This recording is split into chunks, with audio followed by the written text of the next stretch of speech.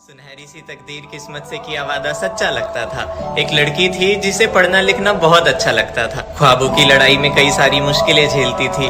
बचपन में अपने ईयरफोन्स लेकर डॉक्टर डॉक्टर खेलती थी। मौसम था सुहाना, बहारों की कलियां खिल गई। आखिर हुनर ही ऐसा था कि एक दिन सीट मिल गई। डॉक्टर बन चुकी थी वो। सपनों में खूबसूरत से फूल सजाने निकल पड़ी अपनी तकदीर बनाने। पर हवाएं आज खामोश होकर कुछ समझाना चाहती थी। घर चली जा कहकर कुछ बताना चाहती थी। और बस सुबह के 4 बजे लगा कोई पैर दबा रहा है।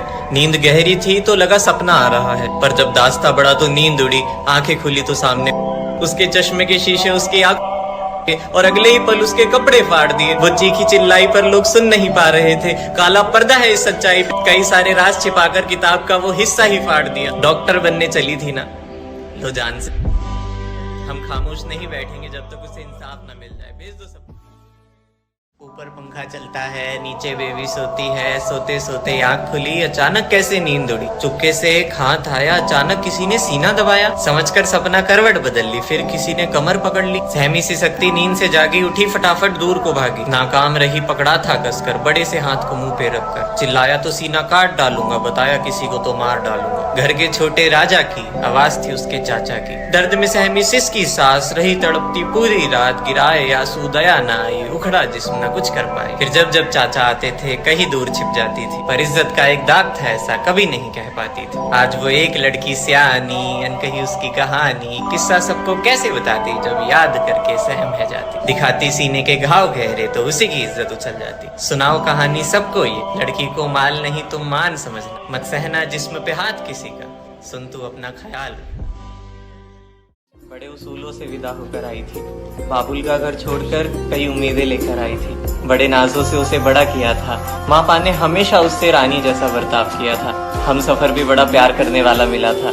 आखिर शादी से पहले हर वादा जो पूरा किया था। पर सिर्फ 1 साल गुजरते ही उसका बर्ताव बदलने लगा। अब तक सिर्फ ताने देता था, पर अब हाथ भी उस पर उठने लगा।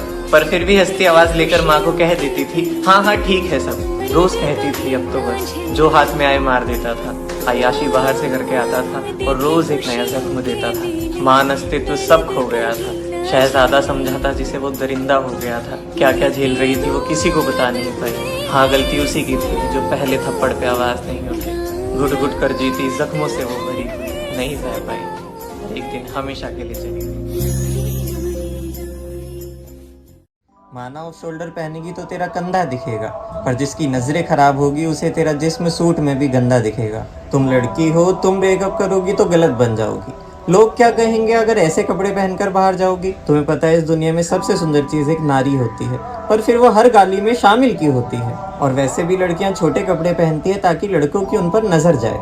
मतलब अब तुम्हारी सोच की वजह से वो अपनी इच्छाएं भी भूल जाए। हाँ वो बात अलग है, तुम्हारे आधे से ज्यादा प्लान्स पीरियड्स ही कैंसिल कर देते हैं। कोई बात नहीं, चलता है। छोटी सी बात घर वालों को पता चल जाए तो 1000 एक्सप्लेनेशन देने पड़ते हैं। माना घर से निकलेगी तो लोग तुझ पे इल्जाम लगाएंगे, पर जिस दिन कुछ बन गई तो ये 4 लोग कुछ नहीं बोल पाएंगे। शादी से पहले पराए घर जाना है और शादी के बाद पराया घर अपनाया है।